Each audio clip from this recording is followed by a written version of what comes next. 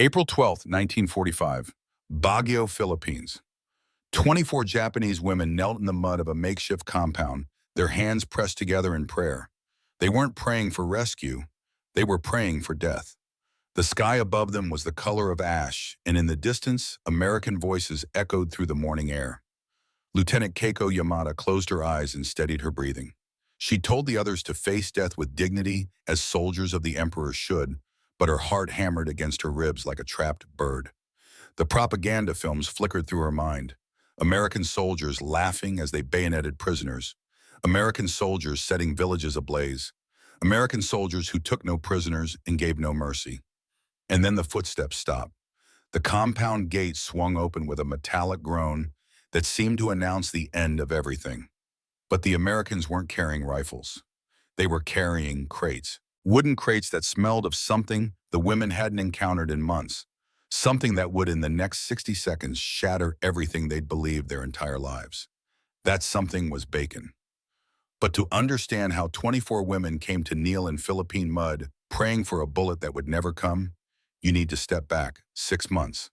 To October 1944, when General Douglas MacArthur fulfilled his promise and returned to the Philippines. When the Japanese garrison that had occupied these islands since 1942 found itself fighting a desperate defensive campaign, it could never win. Among the 30,000 Japanese troops scattered across Luzon were approximately 200 women.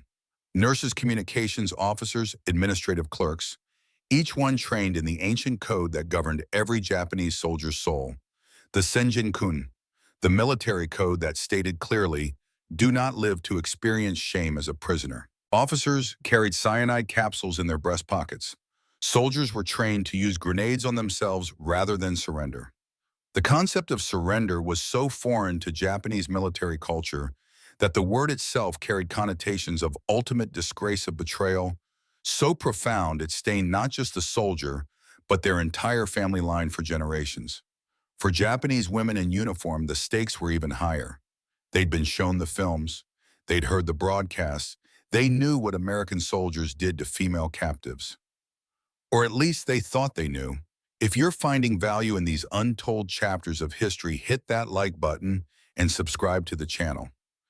Drop a comment letting us know where you're watching from, whether it's Tokyo, Texas, or anywhere in between. Your support keeps these forgotten stories alive, because what you're about to hear isn't just about war. It's about the power of truth when it confronts propaganda, about humanity that persists even in the darkest hours, and about how a simple breakfast can change everything. By March 1945, as American forces pushed into the mountainous Baguio region, the Japanese defensive perimeter collapsed like a house of cards in a typhoon. Most Japanese troops retreated into the mountains to wage guerrilla warfare, but approximately 24 women found themselves cut off from the main force, abandoned in the chaos of retreat. Among them was Sergeant Reiko Tanaka, 31 years old, a surgical nurse from a small village outside Hiroshima. She'd served in Manila before deployment to Baguio, had treated wounded soldiers, had seen the brutality of war up close. Now she kept a diary, writing in careful characters by whatever light she could find. A diary that would decades later become one of the few surviving records of what happened in those terrible weeks.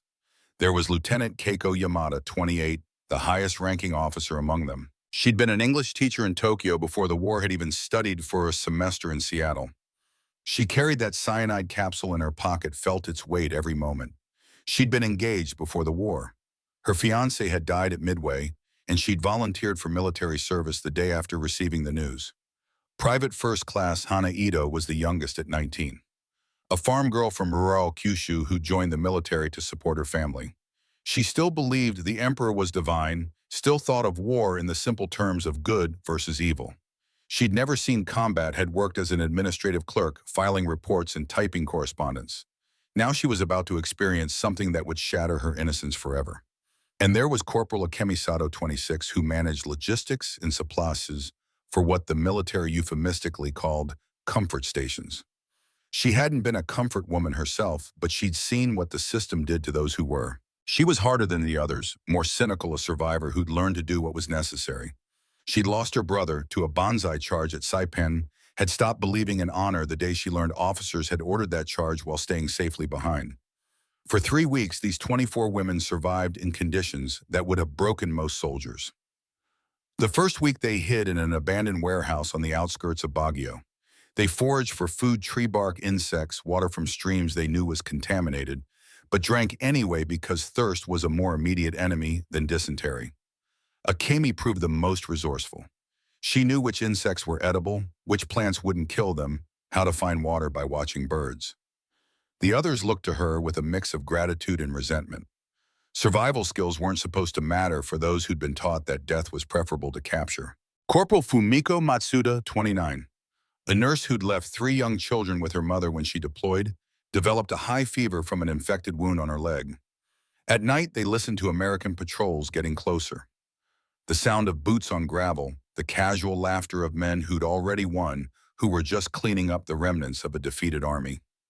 Lieutenant Keiko maintained military routine despite its futility. Roll call every morning, inspection of their pitiful supplies, orders given and followed as if they were still soldiers with purpose, rather than ghosts waiting to fade. She didn't know what else to do. Structure was all she had left. The second week they moved to a cave system deeper in the mountains. Fumiko's fever worsened into pneumonia. She'd lie there at night calling out for her children in her delirium. The others would try to comfort her, but what comfort was there? They had no medicine, no clean water, no hope of rescue. Their rations dwindled to a handful of rice per person per day. Then less than that, then nothing. It was during the second week that they first discussed the suicide pact. Not openly at first, just hints, suggestions.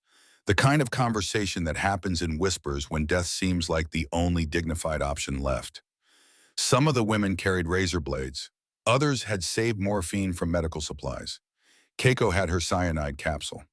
They could die as soldiers. They could avoid what was coming. Reiko wrote in her diary, her hands shaking from hunger and fever. Tomorrow they will find us. Tomorrow it ends. I try to remember my daughter's face, but hunger makes memory difficult. Perhaps that's mercy. Better she forgets me too, rather than know I died in shame. The third week brought desperation so acute it felt like a physical presence in the cave. Fumiko was delirious more often than lucid, her body consuming itself from the inside out. 2 other women were too weak to stand. The sound of American patrols was constant now, a mechanical inevitability like the tide. That's when Hana did something either incredibly brave or incredibly stupid. Probably both. She crept to an American supply dump one night and managed to steal a bag of rations. Rice, some canned goods, precious supplies they devoured like starving animals. But the theft meant the Americans knew they were there, knew exactly where to look. The active hunting had begun. On April 1st, everything ended, not with violence, but with exhaustion. Hana collapsed during a water run. She simply fell, her malnourished body finally giving out after 3 weeks of survival on the edge of death. When she woke, she was surrounded by American soldiers. She screamed. It was a scream that brought the other women running straight into what they thought was an ambush. But it wasn't an ambush at all. Private First Class David Kimura, 22 years old, born in Seattle to Japanese immigrant parents, called out in perfect Japanese, "We won't hurt you. You need medical help." The women didn't believe him. How could they? They'd been taught their entire military lives that Americans were beasts in human form, that capture meant torture and death. They thought this was the trick, the moment before the violence began. Lieutenant Keiko gave the order. She'd been trained for this moment, had rehearsed it in her mind 1,000 times. She ordered everyone to close their eyes and prepare for the end. They knelt there in the dirt surrounded by armed American soldiers and began reciting a death poem together. David Kimura stood there listening, and something in his chest tightened. He'd grown up in America, had been sent to an internment camp with his family after Pearl Harbor, had volunteered for military service to prove his loyalty. He understood both sides of this moment in a way few others could. He recognized what the women were doing. "They're not asking for mercy," he said quietly. "They're asking it to be swift." Webb was a career soldier, had served in 3 campaigns before this one, had seen his share of combat and death. But he'd never seen enemy soldiers who were this terrified of surrender. "Jesus Christ," he muttered, "they're terrified of us." The women didn't resist. They didn't fight. They didn't try to run. They simply knelt and waited for the inevitable with whatever dignity, starvation, and fear had left them. Fumiko was too sick to stand. Hana was crying silently, tears streaming down her face but making no sound. Reiko held the hands of the younger women, providing what comfort she could in what she thought were their final moments. The Americans loaded them onto trucks like precious cargo, handling them, gently speaking in soft tones that the women couldn't understand and wouldn't have believed anyway. They were driven to a temporary detention facility outside Baguio. Not a traditional prisoner of war camp, just a fenced perimeter with 4 military tents, a water source guard posts at the corners. The 33rd Infantry Division soldiers rotating guard duty had no training in handling female prisoners. Most had never seen a Japanese woman soldier. Their standing orders were simple: secure the perimeter, prevent escape, maintain basic humanitarian standards as outlined in the Geneva Convention. But those orders said nothing about what to do when prisoners refused to eat because they believed the food was poisoned. For the first 3 days, the women barely touched their rations. They were given rice porridge twice daily, occasionally supplemented with dried fish. They'd look at the food with hollow eyes, then at each other, then back at the food. Some ate tiny amounts only when near starvation. Others waited to see if the first eaters died before trying themselves. It was torture of a kind the Americans hadn't intended. The women were convinced this was part of the game, that the Americans were fattening them before the real suffering began. Each meal became a test of will, a negotiation between hunger and fear. Reiko watched Fumiko deteriorate.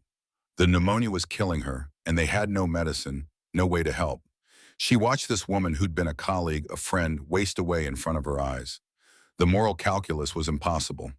Let her die with what they'd been taught was honor, or beg the enemy for medicine, and betray everything they'd been trained to believe: pride versus survival, dignity versus desperate need. On the 5th day, dysentery spread through the compound. Contaminated water from their weeks in the jungle, combined with weakened immune systems, created a medical crisis. 6 women became violently ill. The compound had no infirmary, just buckets for waste. The humiliation compounded the suffering in ways that made death seem merciful. Hana, the youngest, reached her breaking point. She began crying uncontrollably, curled up in a corner of their tent. "Why don't they just kill us?" she sobbed. "Why make us suffer like this?" Akemi, the hardened survivor, tried to comfort her. But even Akemi's cynicism was failing her. "Maybe this is the torture," she said quietly. "Slow death. Maybe they want to watch us waste away." That night, Reiko made her decision. She approached the fence where David Kimura stood guard. It took her 10 minutes to work up the courage to speak. 10 minutes of standing there in silence, wrestling with 3 years of conditioning that said talking to the enemy was betrayal. Finally, she spoke in Japanese. "My friend is dying. Do you have medicine?" David translated for the benefit of the other guards, then responded in Japanese. "Yes, we have sulfa drugs. We can help." "Why?" Reiko's voice was barely a whisper. "Why help us?" "Because you're sick. Because that's what decent people do." Reiko stared at him, trying to reconcile this response with everything she'd been taught. "You want something. Information betrayal." "No, we just want you to not die." "I don't understand." "I know," David said gently, "but maybe you will." Within an hour, medicine arrived. Army Medic Corporal James Cole, 28 years old, from rural Ohio, entered the compound carrying a medical bag. The women shrank back in terror. They'd been taught that American medics were particularly sadistic, that they experimented on prisoners, that medical care was just another form of torture. Cole slowly approached Fumiko, showing empty hands, moving like someone trying not to startle a wounded animal. Through David's translation, he explained what he was going to do: examine her, listen to her lungs, administer an injection that would help with the infection. The other women watched in disbelief as this enemy soldier knelt beside their dying friend and began a careful professional examination. He was gentle, respectful. His hands were steady and sure, the hands of someone who'd done this 1,000 times. When he administered the sulfa drug injection, he explained each step through David's translation. "She should feel better in 48 hours, Cole said, packing up his medical bag. He looked at Reiko, made eye contact. "You're a good nurse. You kept her alive this long." Reiko didn't know how to respond. This wasn't supposed to happen. The enemy wasn't supposed to be professional, respectful, gentle. The enemy was supposed to be savage. But the greatest shock was yet to come. That would arrive on April 12th in the form of a man who'd been a history teacher before the war, taught him that textbooks and reality rarely aligned. Captain William Morrison was 34 years old, though the war had aged him in ways that had nothing to do with time. He'd taught high school history in a small town in Oregon, had coached the debate team, had believed in the power of understanding multiple perspectives. He'd been married to Sarah for 8 years. They had two daughters, Emily, who was 8, and Grace, who was 5. He carried their photo in his breast pocket right where Japanese officers carried cyanide capsules. Morrison had landed at Leyte Gulf in October 1904. He'd fought his way north through some of the bloodiest combat in the Pacific Theater. He'd seen his best friend die at Ormoc, had watched good men torn apart by artillery at ranges so close he could hear their last words. He'd seen what Japanese forces had done to Filipino civilians in Manila, had found evidence of torture inflicted on American prisoners of war. The war had taught him to hate, to compartmentalize, to see the enemy as enemy and nothing more because anything else would make the killing impossible. But he'd never quite managed to kill the teacher inside him. The part that believed in human complexity, that understood propaganda, shaped perception, that knew history was written by people who were themselves trapped in moments they didn't fully understand. On the morning of April 12th, Morrison visited the detention compound as part of a routine division inspection. It was supposed to be quick. Check the perimeter security, verify the prisoner count, ensure compliance with standing orders. 10 minutes, then back to the real work of war. But what he saw stopped him cold. 24 women who looked like they'd already died inside. Hollow eyes, skeletal frames, sitting in mud, barely eating.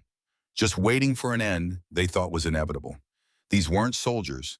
They were human beings destroyed by fear so profound it had broken something fundamental in their souls. David Kimura approached him, saluted. "Sir, permission to explain the situation." Morrison nodded, his eyes never leaving the women. "Sir, they think we're holding them for execution. They think the meager rations are deliberate cruelty before torture. They're waiting for us to start hurting them." "How long have they believed this?" "Their whole lives, sir. It's what they were taught, what their propaganda told them. They can't conceive of surrender that doesn't end in torture and death." Morrison stood there in the morning sun, feeling something crack in the armor he'd built around his heart. These weren't the Japanese soldiers who'd killed his men. These were women who'd been lied to so completely they couldn't recognize mercy when it was offered. What kind of government did that to its own people? What kind of military trained soldiers to fear survival more than death? He thought about his daughters back in Oregon, about Sarah, who always saw the good in people, who'd married a history teacher because she believed understanding the past could help build a better future. What would she say if she could see this moment? Would she recognize the man he'd become? Morrison turned to his supply sergeant. "Get me breakfast." The sergeant looked confused. "Sir, get me breakfast, real breakfast, everything we've got." "Sir, for the prisoners." "Yes, bacon, eggs, if we have them, bread, coffee, fruit, whatever we'd eat." "Sir, that's officer rations. We'd need authorization." Morrison's voice was quiet but carried the weight of command. "I'm authorizing it. Get it done."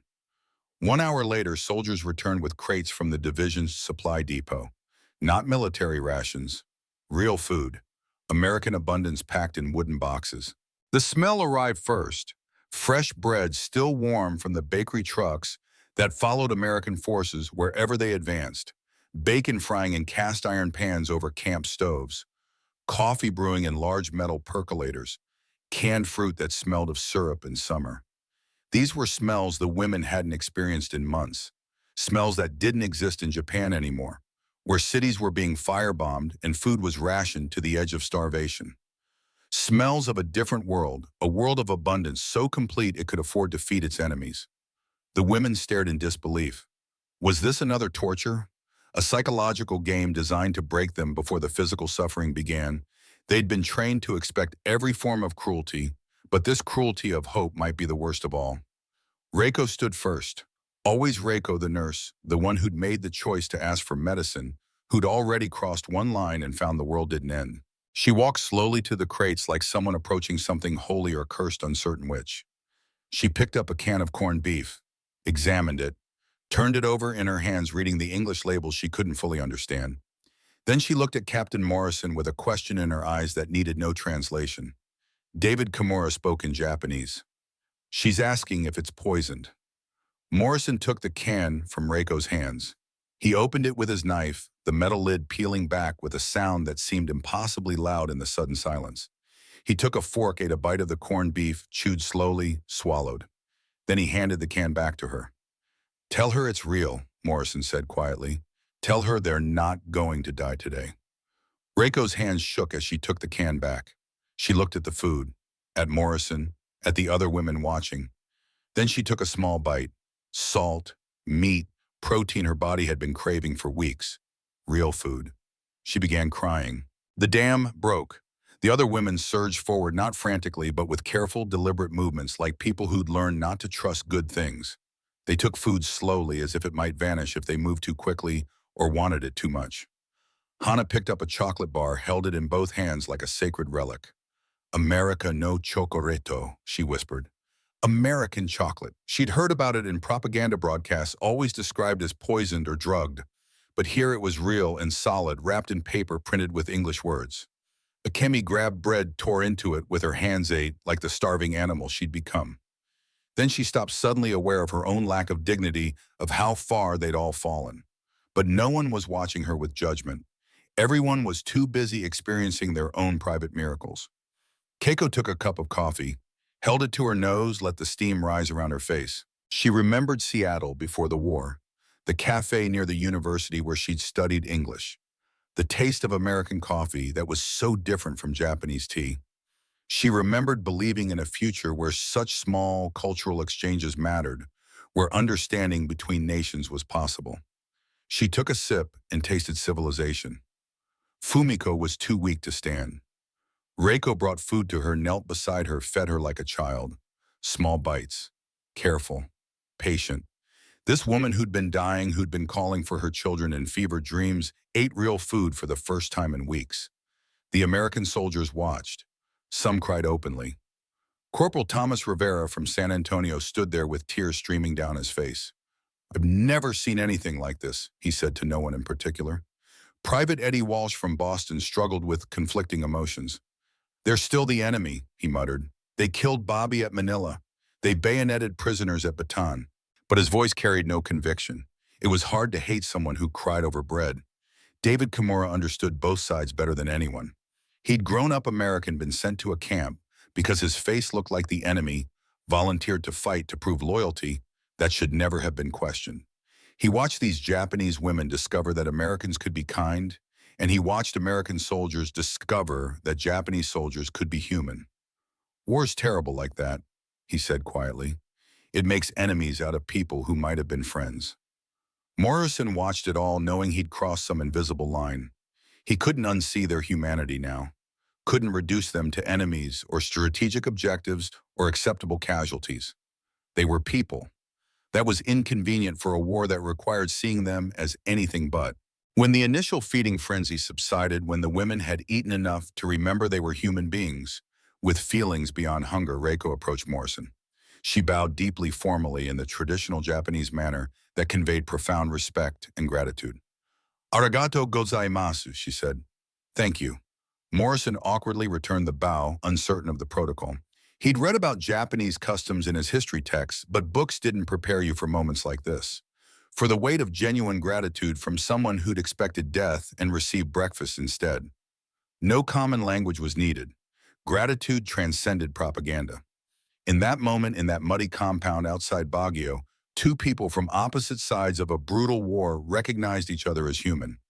It was a small thing. It wouldn't stop the war or save lives or change the fundamental fact that nations were locked in mortal combat. But it was something. A crack in the absolute certainties that total war demanded. A glimpse of the world as it actually was, not as propaganda painted it. They'd been taught to expect brutality. But brutal captors don't bring breakfast. Monsters don't hire translators who speak your language. Monsters don't send medics to heal their enemies' wounds. And that truth would prove more dangerous to everything they believed than any bullet ever could. The breakfast changed something fundamental in the compound, but trust is a delicate thing, far more fragile than fear. Over the following 3 weeks, something extraordinary began to take root in that muddy perimeter outside Baguio. Not friendship. The gulf was too wide for that. But something more significant: recognition, the slow, painful acknowledgement that the enemy was human. On the first day after the breakfast, medical supplies arrived in quantities that seemed absurd for 24 prisoners. Sulfa drugs, bandages, disinfectant, clean cotton for dressings.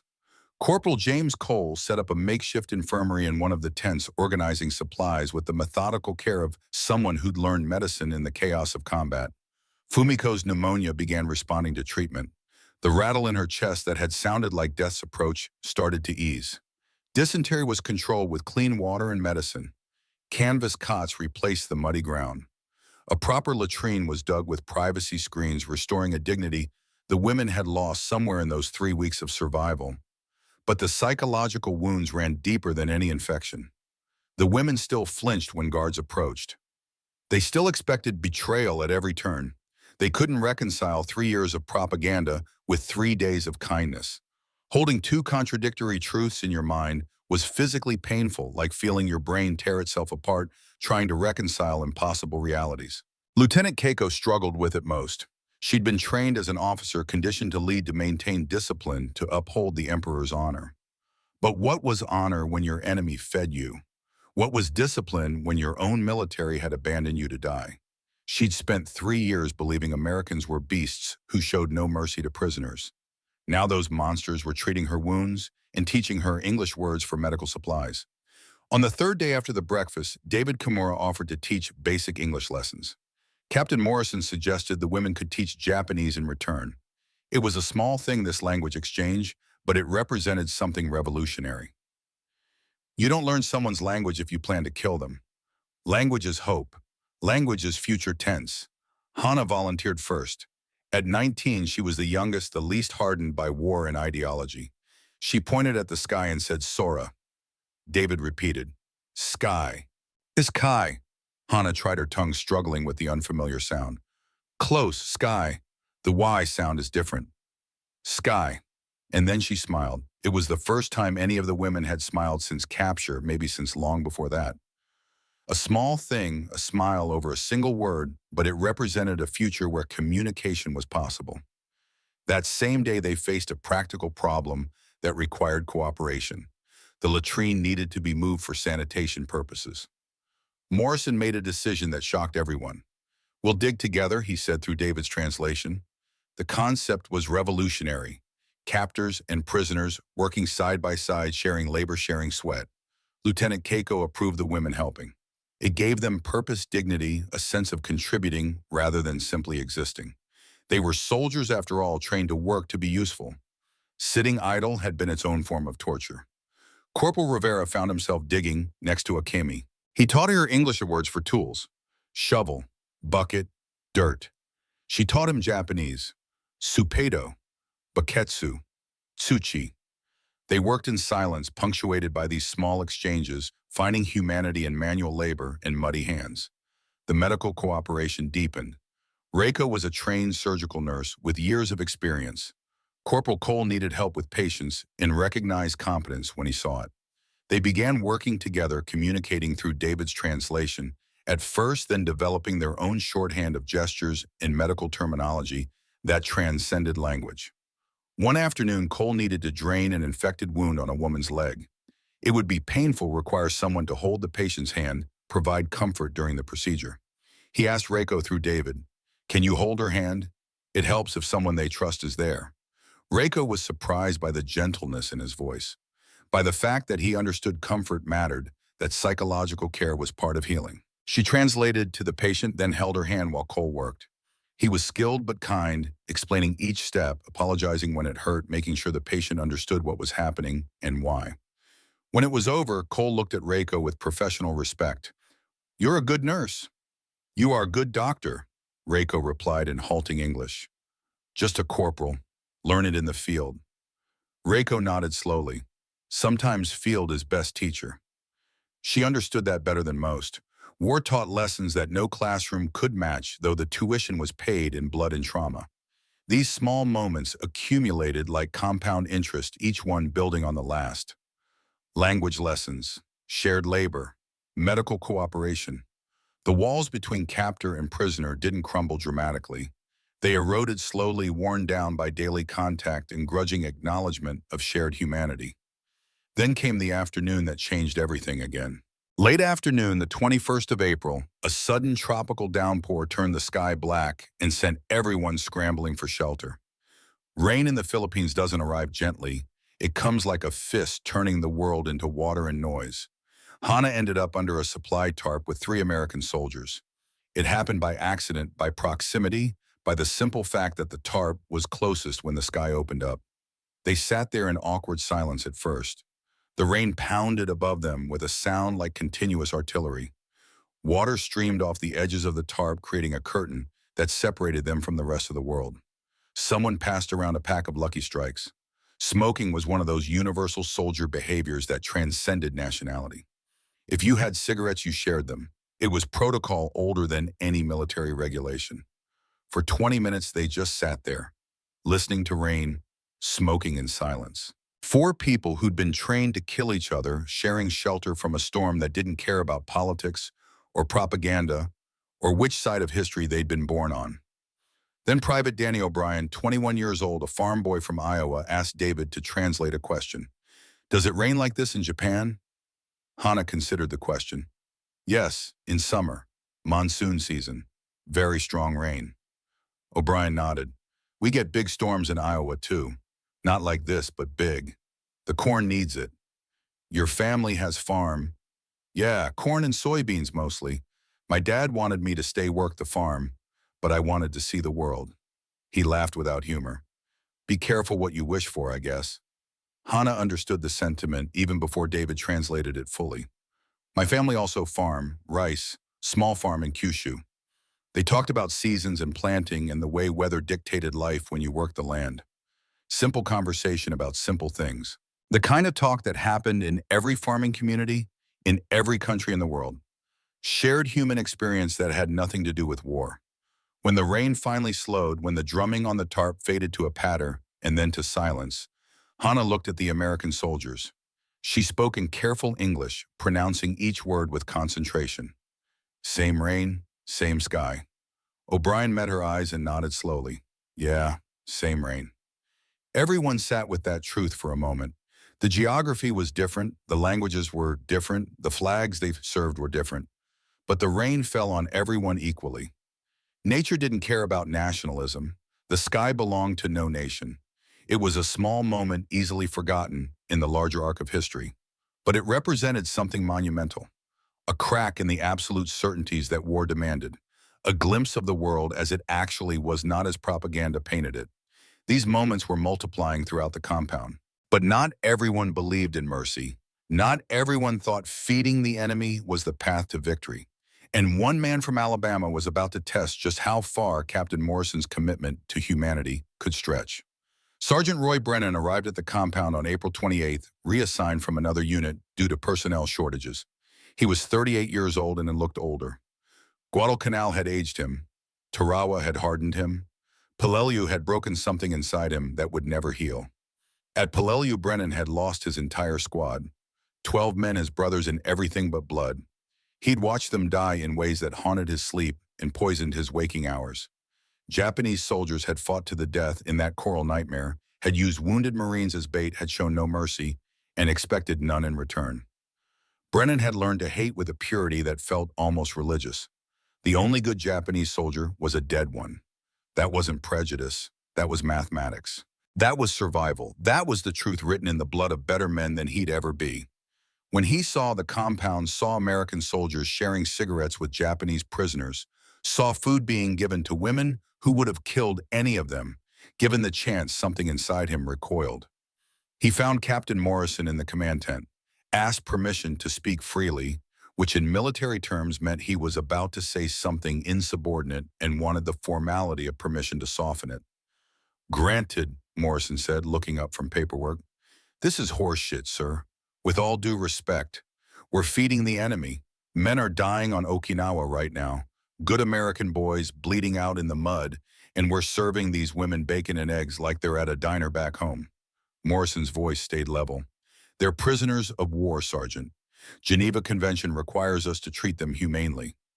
The Geneva Convention. Brennan's laugh was bitter. You weren't at Palelu, sir. You didn't see what they did to our wounded. They used them as bait, set them up in the open crying for help, and when Marines tried to save them, they opened fire. They don't deserve breakfast. They deserve exactly what they gave our boys. That's not who we are, Sergeant. Maybe that's who we should be. Only way to win this war is to be harder than they are, meaner, more willing to do what's necessary. Morrison stood slowly. He was shorter than Brennan, but in that moment seemed to fill more space. I've seen what the Japanese did in Manila. I found the bodies. I know what they're capable of. But these women didn't do that. They're pawns in a game they didn't choose to play. And if we become like the worst of them, what exactly did we fight for? We fought for America, sir. For our guys, not for the enemy's comfort. No, we fought for the idea that some things matter more than winning. That civilization means something. That we can be better than our worst impulses. Morrison paused. You're dismissed, Sergeant. I understand your feelings. I share some of them. But the answer isn't more cruelty. It's remembering we're human. Brennan saluted, but his eyes held contempt. Yes, sir. If you say so, sir. He left the tent carrying his hatred like a loaded weapon. Over the next few days, Brennan made his presence felt. He refused to speak to the prisoners, made threatening gestures when he thought Morrison wasn't watching, kicked over a water bucket and claimed it was an accident. Other soldiers watched to see who they'd follow, the compassionate officer or the vengeful sergeant, mercy or justice, civilization or survival. The women noticed immediately. They'd developed an instinct for danger over 3 weeks in the jungle and 3 weeks in the compound. Keiko told the others through gestures and whispered conversations that the new guard wanted them dead, that he was waiting for permission or opportunity, whichever came first. Fear returned to the compound like an old infection flaring up. Progress threatened to unravel. Trust proved as fragile as they'd feared. On the evening of May 3rd, everything came to a head. 2 women, a chemi, and another had crawled under the fence to retrieve medical supplies that had blown away in the wind, not escaping, just retrieving bandages that had scattered when a supply box tipped over. But Brennan was on guard duty, and when he saw movement outside the fence after dark instinct and hatred took over. Escape attempt, his voice cut through the evening air like a gunshot. He raised his rifle, chambering around with a sound that seemed impossibly loud. The 2 women froze, hands full of bandages, realizing too late how this looked, how it would always look. Enemy prisoners outside the fence at night. The narrative wrote itself. Should have done this weeks ago, Brennan muttered, sighting down the barrel. Keiko heard the commotion, heard the fear in Akemi's voice as she tried to explain in Japanese that no one understood. Lieutenant Keiko had spent 3 weeks learning that Americans could be kind, but she'd also learned that some truths transcended nationality. Leadership meant protecting your people. Honor meant standing between them and death, even when death wore a friendly flag. She stepped between Brennan's rifle and the 2 women. No escape, she said in careful English, each word pronounced with concentration. Get medicine, see? She pointed at the bandages scattered on the ground, visible in the compound lights. Brennan's rifle didn't waver. You're a liar. All Japs are liars. Get out of the way. Keiko stood firm. It took every ounce of courage she possessed standing in front of a loaded weapon held by a man who wanted her dead. But this was honor. Not the propaganda version that glorified death. Real honor that meant protecting those under your command, even from your captors. Shoot me if must, Keiko said quietly, but they tell truth. The moment stretched, Brennan's finger on the trigger. Keiko standing straight despite the trembling in her legs. The 2 women behind her frozen in terror. Other prisoners and guards emerging from tents drawn by the commotion. Then Captain Morrison's voice cut through the tension. Sergeant Brennan, stand down. Morrison had been in his tent reviewing reports when he heard the shouting. Now he walked toward the scene with the measured pace of someone who knew running would escalate things. Stand down, Sergeant. That's an order. Sir, they were escaping. I caught them outside the fence. I can see bandages in their hands, Sergeant. Medical supplies that blew away in the wind earlier. I authorized retrieval. They weren't escaping. They were following orders. Sir, you're too soft on them. They're playing you. They're the enemy, and you're treating them like guests. And you're letting hatred blind you to reality. Morrison's voice hardened. Final warning, Sergeant. Stand down. The standoff lasted another 5 seconds that felt like 5 hours. Brennan could mutiny, could shoot, could let years of accumulated rage override military discipline. His finger tightened on the trigger. David Kimura spoke quietly in Japanese to the two women. Move away from the fence slowly. Show your hands are empty except for the bandages. Don't make sudden moves. They obeyed, walking backward with exaggerated care, hands held high. Akemi was trembling so hard her teeth chattered. David spoke to Brennan in English, his voice carrying the exhaustion of someone who'd spent his whole life translating between worlds that didn't want to understand each other. Sergeant, she's 26. She lost her brother at Saipan. She manages supplies. She was getting bandages, that's all. Just bandages. Something in Brennan's face shifted. Not softening exactly, but the absolute certainty wavered. He lowered his rifle slowly, reluctantly, like a man putting down something precious. This is wrong, sir, he said to Morrison. This is why we'll lose. We won't lose, Sergeant, and we won't win by becoming what we're fighting against. Brennan walked away, rifle slung over his shoulder, carrying his hatred intact. Morrison watched him go, knowing he had won this confrontation, but not the larger battle. There would always be more Brennans. More men who'd seen too much suffered, too much lost, too much to ever forgive. The aftermath was immediate and devastating. The women who'd begun to trust retreated into fear. Progress reset. That night, they huddled together in their tent, unable to sleep, wondering if the next guard would be Morrison or Brennan, mercy or vengeance. Reiko wrote in her diary, "We were fools to hope. Kindness is not policy, it's personality, and personalities change with the guard rotation." Morrison reassigned Brennan to different duties, but the damage was done. Trust once broken was harder to rebuild than walls. The women watched every guard now, trying to determine which type of American they were dealing with, the ones who brought breakfast or the ones who brought rifles. But Morrison wasn't finished. If anything, the incident with Brennan hardened his resolve. He'd seen what hatred looked like, and he'd seen what it created. He chose a different path, understanding that small gestures could rebuild what violence had broken. Over the next week, he implemented what he called systematic humanization, though he never used that term. He just did things that seemed obvious to a former teacher who believed in the power of ordinary interactions to change minds. He organized shared labor details, not as punishment, but as cooperation. When the latrine needed moving, Americans and Japanese dug together. When supplies needed organizing, they worked side by side. Language became less important than shared effort and muddy hands. He encouraged more language exchanges. David held daily lessons. The women taught Japanese calligraphy, showing American soldiers how to write their names in characters that looked like art. The soldiers taught card games, shared cigarettes, showed photos of families back home. Keiko found herself discussing logistics with Morrison through David's translation. Where to dig drainage ditches, how to organize sleeping areas for better ventilation. Practical matters that required no ideology, only common sense and experience. She realized she was using her officer training, applying her organizational skills. She was being treated as a professional, not a prisoner. One afternoon, Morrison organized what he called a cultural exchange meal. The women cooked Japanese dishes using American supplies, improvising with what was available. Rice balls made with Spam, miso soup with canned vegetables. It wasn't authentic, but it was an attempt at connection through food, that most universal language. They invited the American soldiers to eat. Some declined. Brennan and others like him refused to participate in what they saw as fraternization with the enemy. But others came. Rivera, Walsh, O'Brien, Cole. They sat in a circle with the Japanese women and ate improvised Japanese food and tried to pronounce the names of dishes they couldn't quite taste correctly, but appreciated anyway.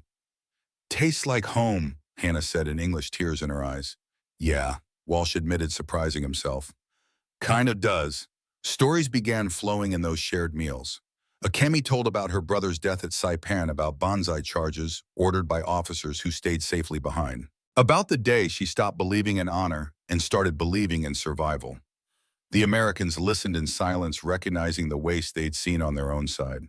Bad orders, pointless deaths, leadership failures that cost good people their lives. Morrison shared his own story. Teaching history, believing in learning from the past, then being thrown into war, and discovering that textbook knowledge meant nothing when artillery was falling.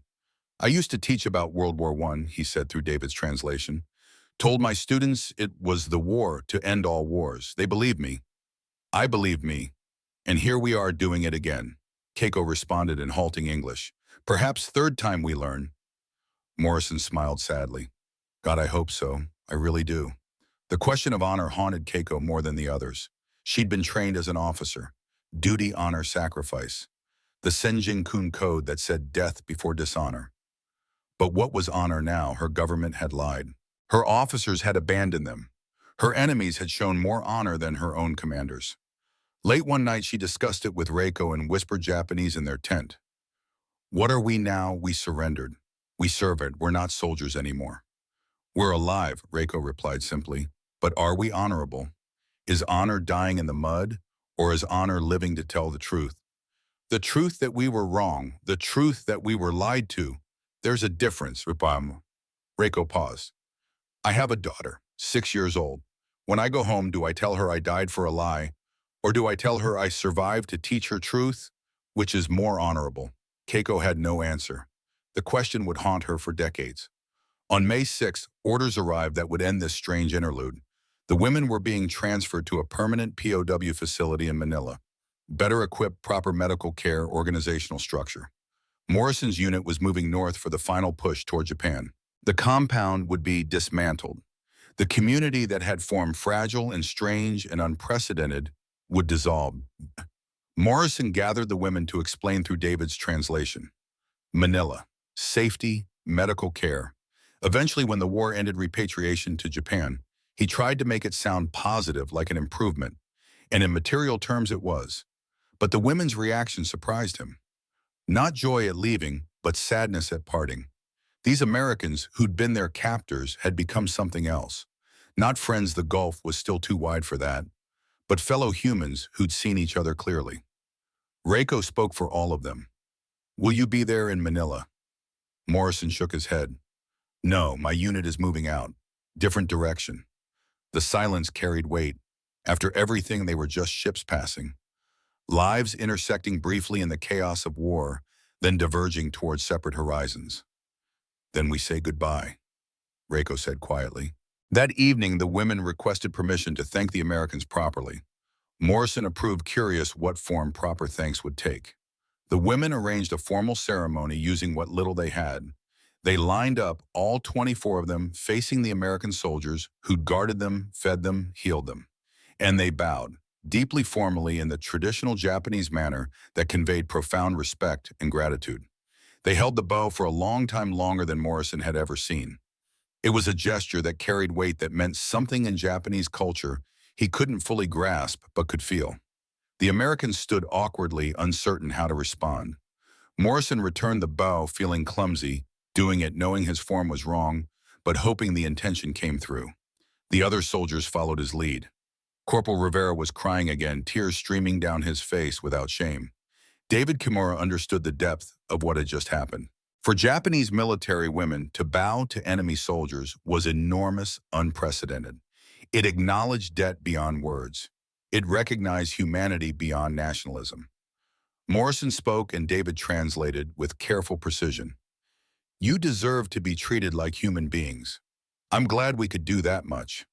I hope when you go home, you'll remember that not all Americans are monsters. Just like I'll remember that not all Japanese are monsters.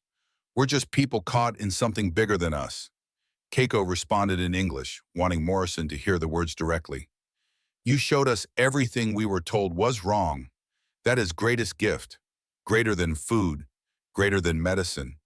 You gave us truth. We will never forget. Personal farewells followed. Reiko and Corporal Cole exchanged small gifts. She gave him an origami crane folded from paper she'd saved. He gave her a St. Christopher medal his mother had sent him. For safe travels, he said. She nodded, not knowing who St. did. Christopher was but understanding the gesture. Hannah and Private O'Brien exchanged addresses written carefully on scraps of paper. A hope that after the war, if the world ever made sense again, they might write letters, might maintain a connection forged in mud and rain and shared humanity. Akemi shook hands with Corporal Rivera Western style. "You good man," she said in English. He nodded, unable to speak past the lump in his throat. Morrison and Keiko faced each other last. She extended her hand Western style, a gesture that meant something. He shook it, feeling the strength in her grip despite malnutrition and weeks of suffering. "Thank you for letting us live," Keiko said. "Thank you for reminding me why we fight," Morrison replied. "Not to destroy, to make something better. Perhaps next time we meet not as enemies." "I'd like that. I'd like that very much." The trucks came at dawn on May 7th to take them to Manila. As they drove away, the women looked back at the compound one last time. It had been a prison, but it had also been the place where they learned the most dangerous truth of all, that everything they'd been taught to believe was a lie, that enemies could be teachers, that humanity persisted even when propaganda said it couldn't, that the world was more complicated and more hopeful than any government wanted its soldiers to know. And that truth would be harder to carry home than any wound of war. The Manila POW facility was everything the Baguio compound wasn't: organized and institutional, proper, barracks instead of tents, a real infirmary with medical equipment, organized mess halls, a chain of command that extended beyond one history teacher, making decisions that contradicted his training. The women arrived on May 12, 1945, and were processed with bureaucratic efficiency. Names recorded, medical examinations conducted. Assigned to barracks housing several dozen other Japanese prisoners, both military and civilian. Everything was better equipped, more humane by official standards. But something essential was lost in the transition. The intimacy of the small compound was gone. The daily interactions that had humanized both sides were replaced by institutional routine. Guards rotated on regular schedules. You never saw the same American face long enough to learn their name, let alone their story. The connection between individual human beings was severed by the very efficiency that made the facility function. The facility held hundreds of Japanese prisoners now. The 24 women from Baguio found themselves among strangers who'd had different experiences, who didn't understand what had happened in that muddy compound, who looked at them with suspicion when they spoke about Americans with anything other than hatred. Some of the other prisoners had been treated brutally, had been beaten, starved beyond what the Baguio women experienced, subjected to interrogations that left psychological scars. When Keiko's group talked about Americans who'd brought breakfast, who'd treated wounds, who'd shared cigarettes, the others reacted with disbelief or disgust.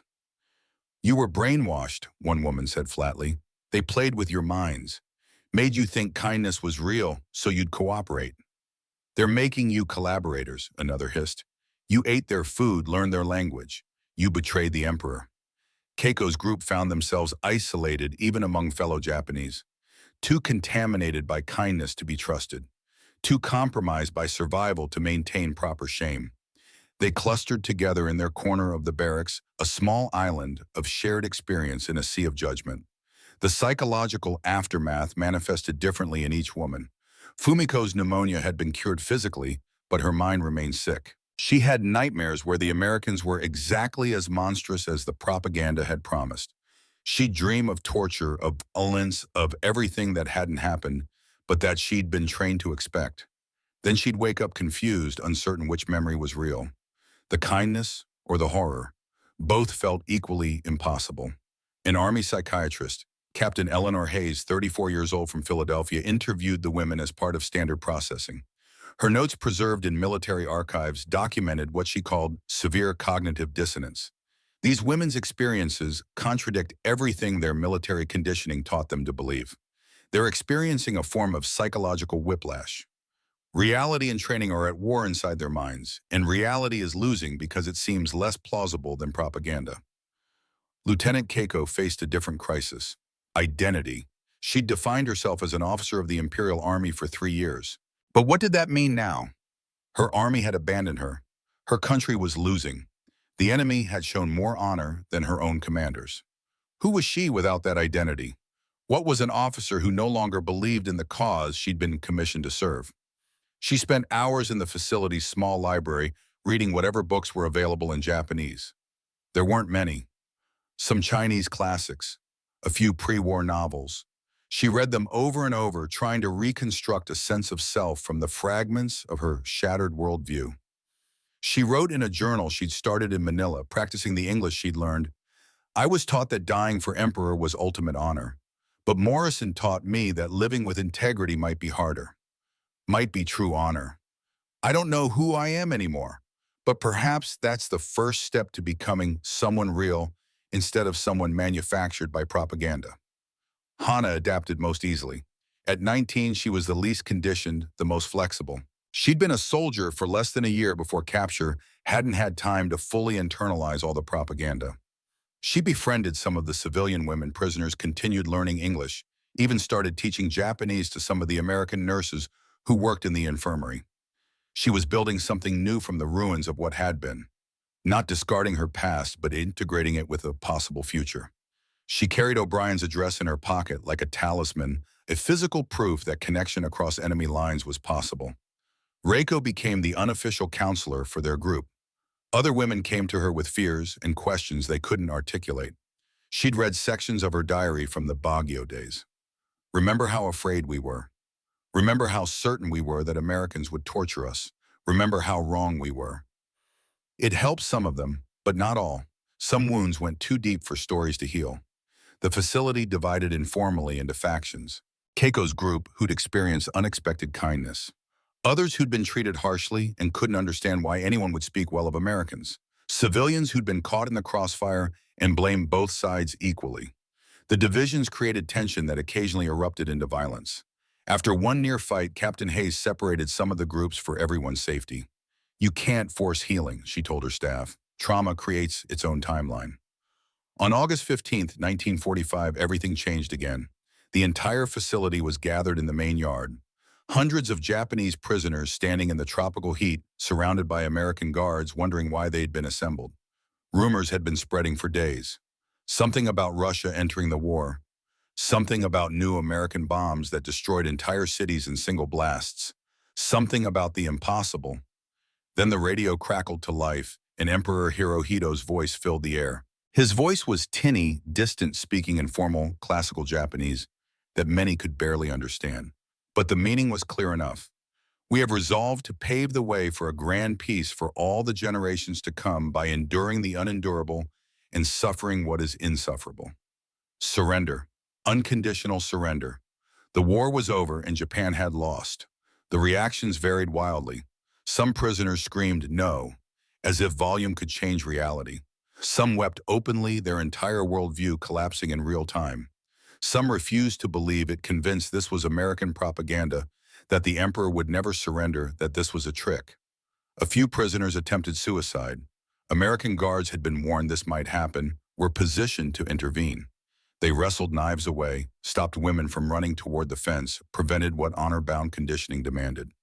Saving lives of people who didn't want to be saved. Sergeant Reiko stood listening to the emperor's voice, tears streaming down her face. She wasn't sure why she was crying. Relief that the killing would stop, grief at defeat, rage at the years wasted, all of it. Simultaneously, emotions too complex to separate into distinct categories. She thought of Captain Morrison and the Americans who'd fed her when she'd expected death. They'd won more than the war. They'd won the truth.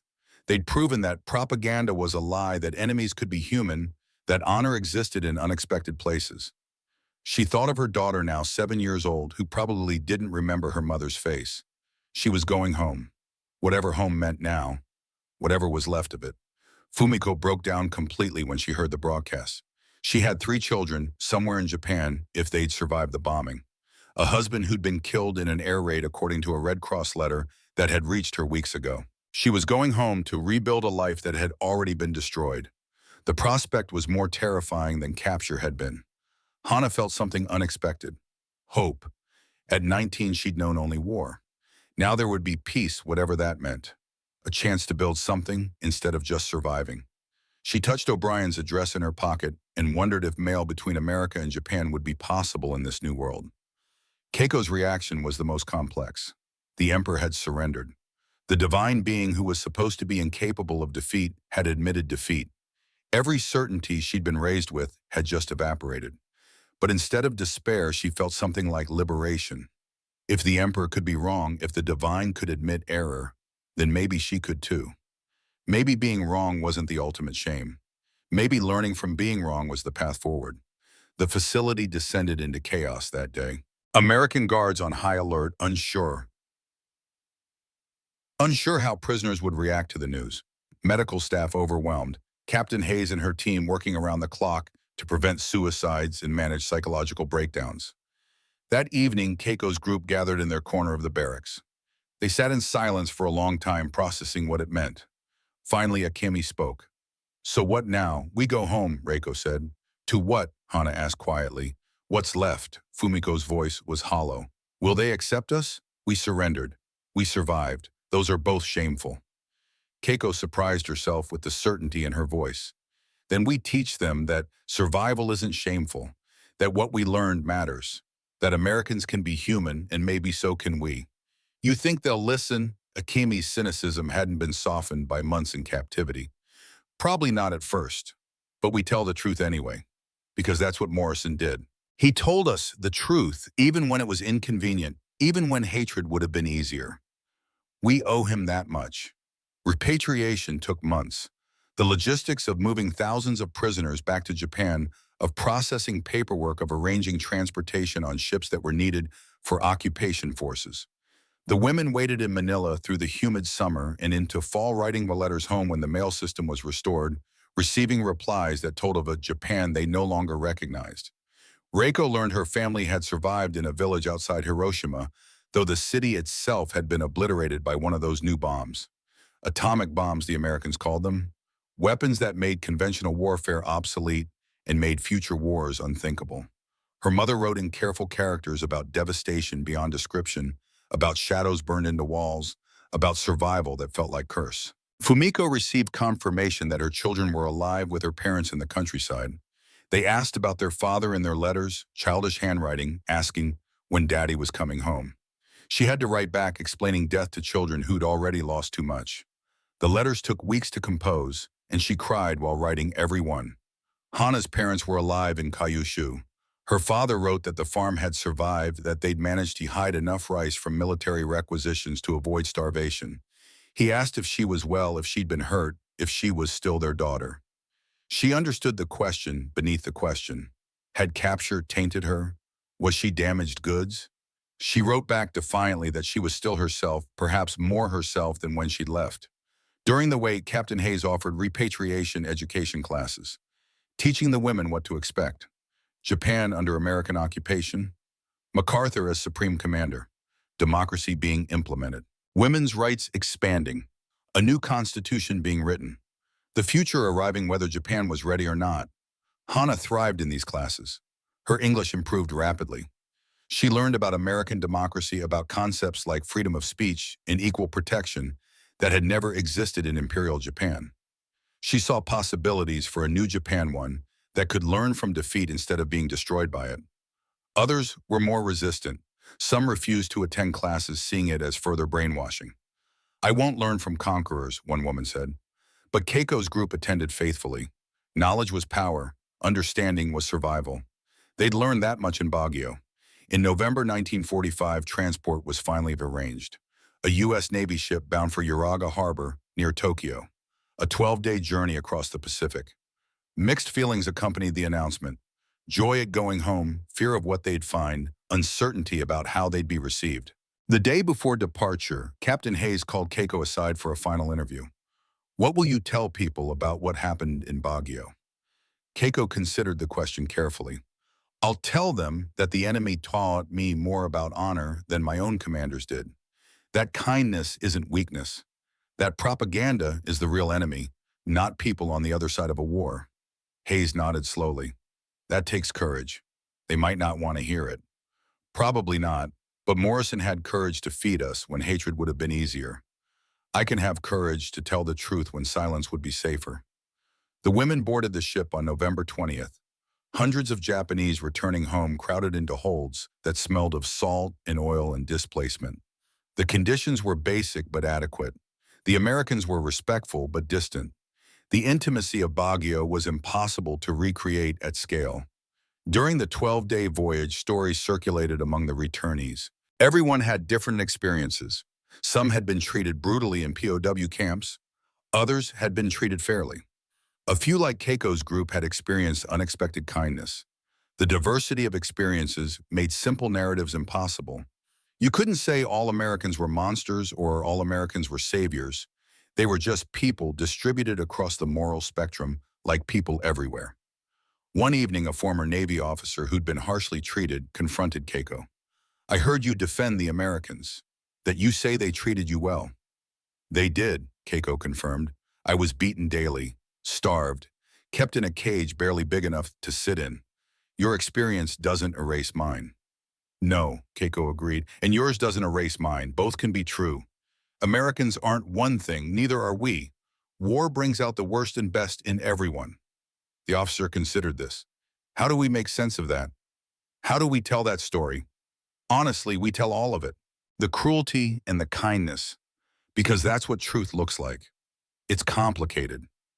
On November 28th, the ship entered Uraga Harbor. Japan appeared on the horizon, and despite everything, despite all the ambivalence and fear, hearts lifted. Home, whatever that meant now, whatever was left of it.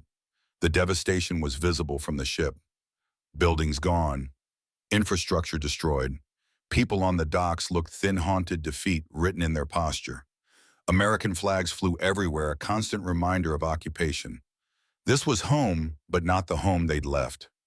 The women disembarked and were processed by a combination of American and Japanese officials, given repatriation papers, told to report to local authorities, assigned to whatever remained of their home addresses, then released into a country that felt foreign. The 24 women from Baguio stood together on the dock one last time, surrounded by chaos, families reuniting, people searching for loved ones who might not exist anymore. They'd been through so much together, survived together, learned together. Now they were scattering to different corners of a broken nation. Hana had an idea. "We should meet again, 1 year from now. Same spot, whoever can make it, so we remember." They agreed, exchanging what addresses they had, making promises they weren't sure they could keep. But the intention mattered. The commitment to remember, to carry forward what they'd learned, to not let the truth get buried in the convenience of simpler narratives. They bowed to each other formally the way they'd bowed to Morrison. Then they parted ways. Reiko's journey to Hiroshima took 3 days by train, riding through a countryside that showed the scars of war everywhere. Her village on the outskirts of the city had survived, though damaged. Her family home was standing barely. Her mother looked 20 years older. Her daughter, now 7, stared at her with the eyes of a stranger. "Are you really my mama?" the child asked. Reiko's heart shattered. She'd survived war, capture, starvation, and pneumonia, but nothing prepared her for being a stranger to her own child. "Yes," she said, kneeling down. "I'm your mama, and I'm home now." Rebuilding that relationship took months. Slowly the child warmed to her. Slowly trust rebuilt. Her mother urged silence about the war. "Don't tell anyone you were captured. They'll think things." The unspoken accusation, sexual assault, collaboration, shame. But Reiko couldn't stay silent. She got work in a small clinic treating neighbors. When patients asked about the war, she told the truth. "Not everything, but enough. I was captured. Americans gave me food when I was starving, medicine when I was sick. They treated me like a human being." Some patients left disgusted by her failure to hate properly. Others listened with curiosity. One old doctor, a man in his 70s who'd practiced medicine for 50 years, heard her story and was silent for a long time. Finally, he spoke. "Maybe that's how we rebuild. Not with weapons or pride or pretending we weren't defeated, but with honesty, with remembering that humanity exists on both sides, with teaching the next generation that enemies are just people we haven't understood yet." Reiko found her ally. Keiko's return to Tokyo was easier, in some ways harder in others. The capital was in ruins, firebombed repeatedly during the war. Her apartment building was gone. Her mother had survived, living in a shelter. Her husband, a naval officer, had also survived against odds. Their reunion was awkward. He'd fought Americans viciously in battles across the Pacific. She'd learned to see them as human. The gulf between their experiences was enormous. Their first real conversation happened a week after she returned. "Were you harmed?" He asked the question every Japanese man asked, the euphemism for rape. "No, I was treated well." He couldn't hide his disbelief. "Well, by Americans?" Yes, they fed me, healed me, respected me. That's impossible. I know how it sounds, but it's true. Her husband struggled with cognitive dissonance as profound as hers had been. You sound like you sympathize with them. I don't sympathize, I just see them as people now, as I wish they'd seen me. It took weeks of careful conversation, but slowly they found reconciliation. He finally admitted, maybe I needed to believe they were monsters, made it easier to kill them, made it possible to sleep after the things I did. And I needed to believe you were monsters, Keiko said, made it easier to accept dying for you. They both recognized they'd been pawns in a game of propaganda, both victims of governments that had taught them to hate. Finding that common ground that shared victimhood allowed them to rebuild their marriage on more honest foundations. Keiko eventually opened a small English school teaching children of the new Japan, preparing them for an occupied world where knowing English meant opportunity. She taught language, but also philosophy. Know your enemy, not to hate them, to understand them, because understanding prevents war better than weapons. Private Hana, the youngest at 19, had perhaps the hardest journey home. She'd known only war in her adult life.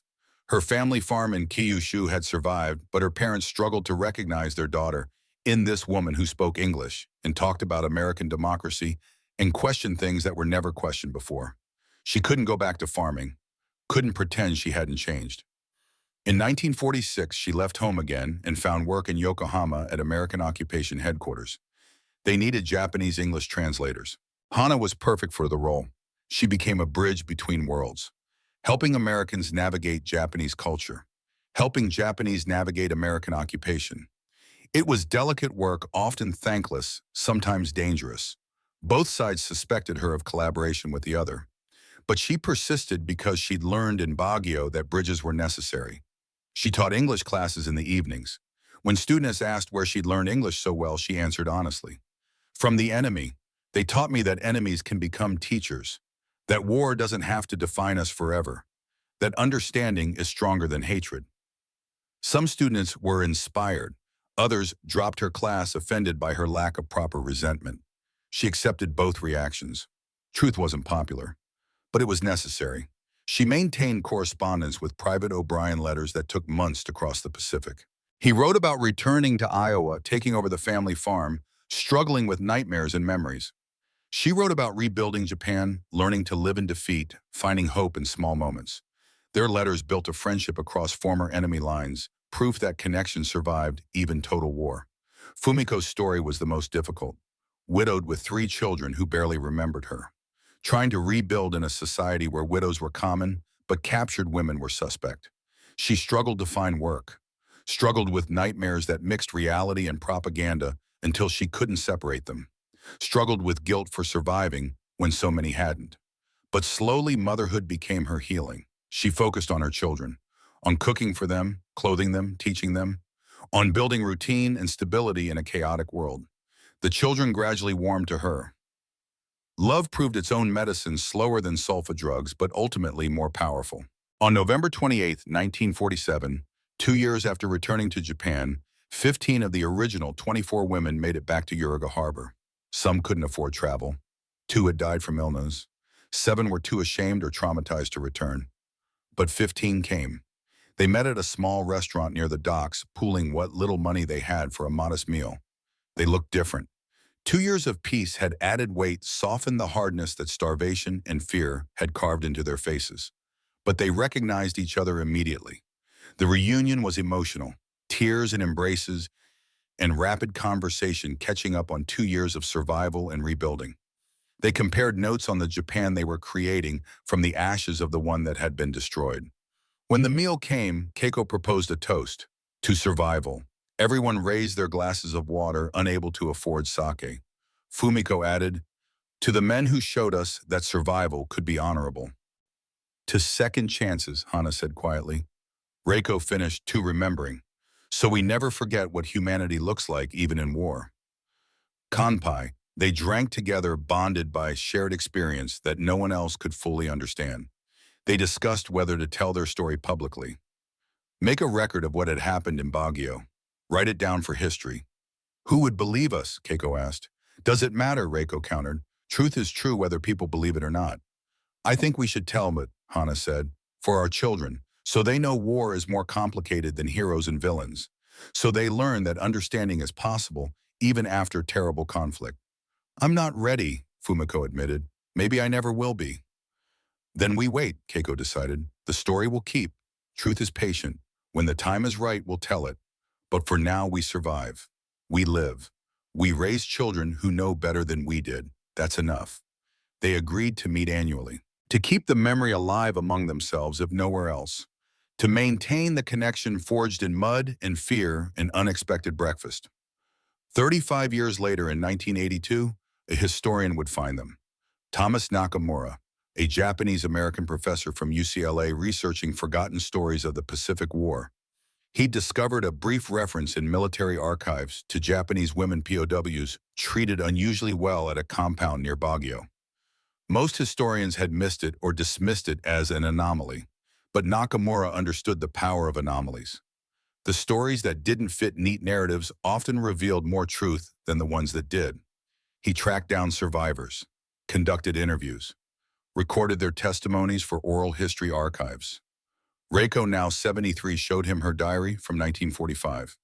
Keiko, now 75, shared the journal she'd kept in Manila. Hana, 56, and running a successful translation business, spoke about building bridges. Fumiko, 76, gave the briefest interview. I'm not good at talking about this. I still can't separate what was real from what propaganda told me would happen. But I survived, and my children survived, and their children. Maybe that's the victory, not understanding it, just surviving it. Nakamura's research revealed what had happened to Captain Morrison. He'd returned to Oregon in 1946, resumed teaching history at the same high school. He rarely spoke about the war, his family said. The experience had changed him in ways he couldn't articulate. He died in 1979 at age 68, 3 years before Nakamura started his research. Morrison's daughter, Emily, now 43, granted an interview. Dad didn't talk much about the war, but once when I was in college protesting war, we argued. I said all soldiers were complicit in evil. He got quiet. Then he said something I never forgot. She paused, remembering. He said, I did one good thing in that war. I fed some women who had been taught to fear me. I showed them Americans could be decent. That's all I could do. Small gesture, but it mattered. Don't underestimate the power of small gestures of humanity in inhuman situations. Emily continued, I didn't understand then. I was young, full of righteous anger about the arms race, but now I do. He was trying to tell me that even in war, even in situations designed to dehumanize individual choices matter. That kindness is a form of resistance against propaganda and hatred. There was no medal for Captain Morrison, no commendation for feeding enemy prisoners when hatred would have been easier, no recognition for choosing humanity when inhumanity was expected.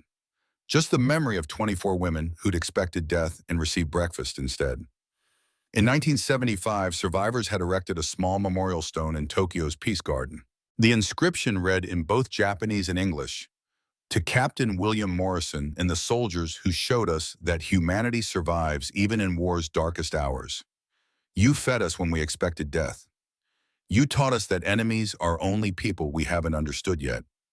May we never forget. The final scene in Thomas Nakamura's published account captured Reiko at 70 sitting in her small house in Hiroshima, holding her old diary. He asked her the question that drove his entire research project. What do you want people to remember from your story? Reiko was silent for a long moment, looking at a photograph from the 1947 reunion.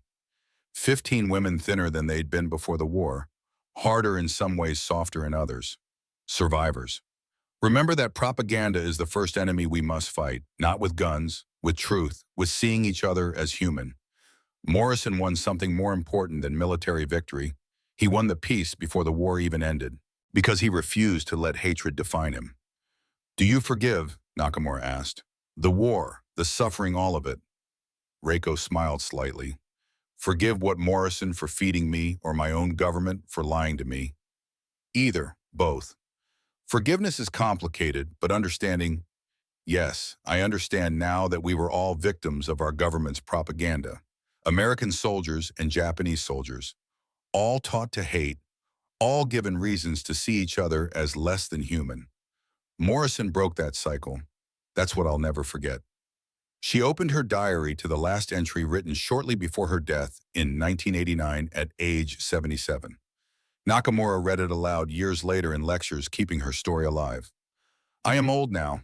Soon I will die. But before I do, I want my grandchildren to know this truth. I survived a war. I was captured by the enemy, and that enemy showed me more humanity than my own leaders. This is uncomfortable truth, complicated truth, but it is truth. The world is not divided into good people and bad people. It is divided into those who choose humanity and those who choose hatred. Morrison chose humanity. So did we eventually. That choice saved us. Remember that. Choose humanity, even when it is hard, especially when it is hard.